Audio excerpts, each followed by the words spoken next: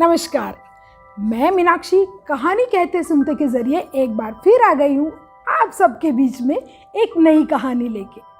तो सुनिए सुनिए सुनिए, बच्चे सुनिए और बच्चा बनना चाहते हैं तो भी सुनिए, बड़े भी सुनिए और बड़ा बनना चाहते हैं तो ज़रूर सुनिए।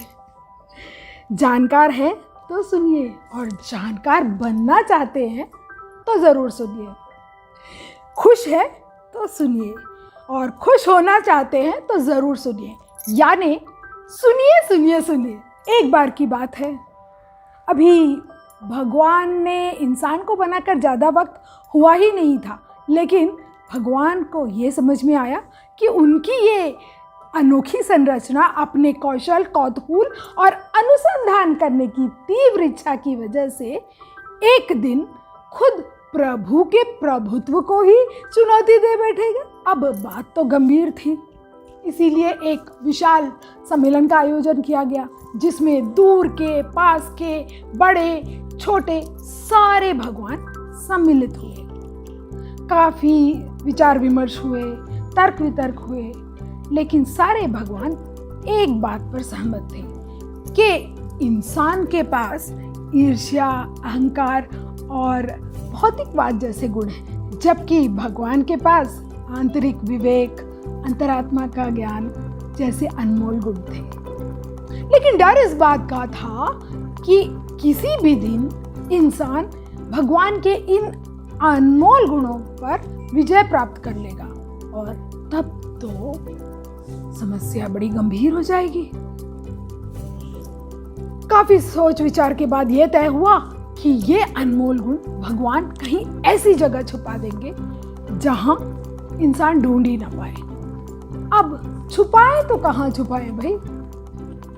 सुझाव आने लगे। एक बड़े भगवान ने कहा, क्यों ना हम इसे ऊंचे पर्वत की चोटी पर छुपा दे। तो दूसरे ने कहा, कुछ भरोसा मत रखो, ये इंसान किसी ना किसी दिन उस चोटी तक भी पहुंच जाएंगे। तो फिर धरती के अंदर छुपा देते हैं, खोद के वहां तक भी पहुंच जाएंगे।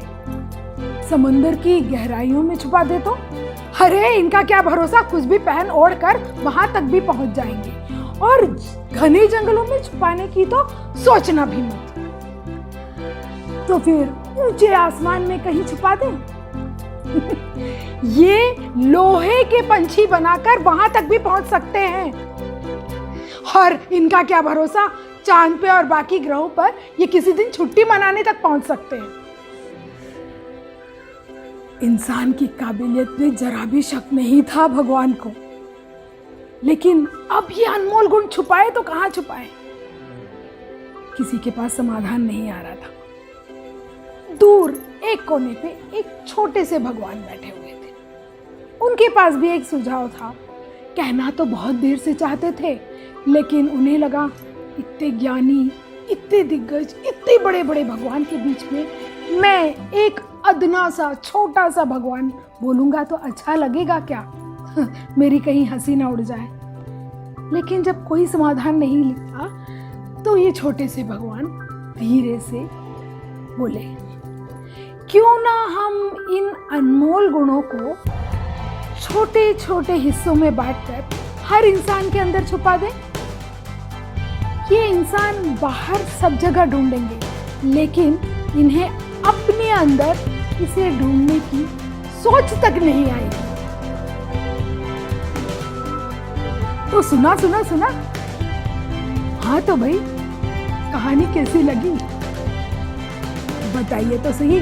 और हाँ, अभी बहुत सारी कहानियां आने वाली है, तो सब्सक्राइब कीजिए, बेल आइकन प्रेस कीजिए, ताकि नई कहानी आने पर घंटी तो बजेगी।